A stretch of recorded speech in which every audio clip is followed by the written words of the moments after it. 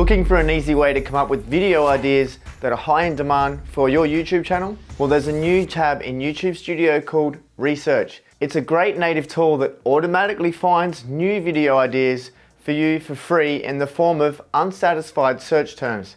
This is great for getting more views on your YouTube videos and growing your YouTube channel. Use the YouTube Research tool to find some of the top searches from viewers on your channel and across YouTube to help generate ideas for new videos. It can help you reach 1,000 subscribers and get your watch time to 4,000 hours in order to join the YouTube Partner Program. Let's take a closer look. Here we are in the YouTube Studio section, and you can see the new tab in Analytics called Research. There's a few smart prompts here that give you a bit of insight into the tool. You can see we have 3 areas: searches across YouTube, your viewers' searches, and saved. Let's work backwards and start with saved. You can see there are no saved searches to start with, but as we work through this, saved searches will start to populate. The next section is your viewers' searches. Here you're shown search terms relevant to your channel based on what your viewers are watching and the viewers of channels like yours, what they're looking for on YouTube. This is a particularly useful section because it's using search terms that people have already used to find your videos on your channel or a similar channel to yours. You can see a few filters here. With this filter, you can choose between all searches and content gaps. Let's select content gaps. This is a super useful one. So YouTube says a content gap is a situation where viewers can't find any results for their searches, or viewers can't find an exact match for their searches, or viewers can't find relevant videos for their searches. For example, the content is too old or of low quality. So essentially, these are people that have watched a video on your channel and have searched for something else, but haven't found exactly what they're looking for. The results of what these people have searched for show up here.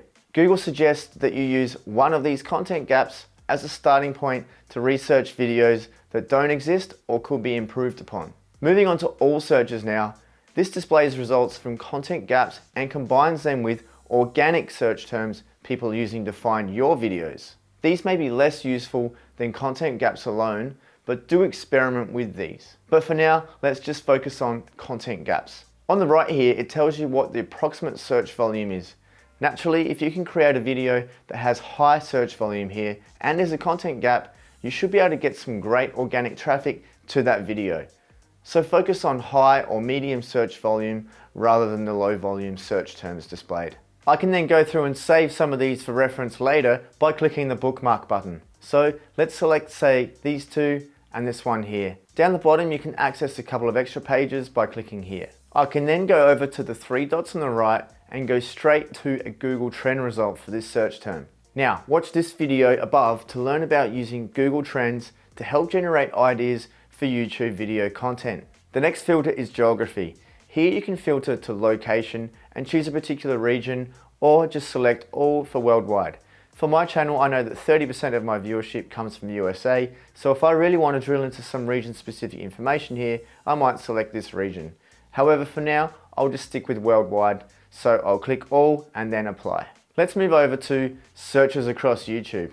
Explore any topic or search term and see what related searches viewers are making. Here you can just type in 1 or 2 keywords, so let's type iPhone here. I think we'll also focus on content gaps only for now. Here are another couple of great ideas that are similar to the content already on my channel, which I can see have some unsatisfied search volume. You might like to add in a couple extra words to appeal to a smaller and more direct niche, such as iPhone how to use. So I'll bookmark a couple more of these high volume search terms, medium in this case. Now when I head over to the Save section, I can see a whole list of great video ideas that I can work on for future content for my channel. Watch this video next to learn how to use Google Trends to generate video content ideas, as well as how to further validate the video ideas you've come up with using the process in this video.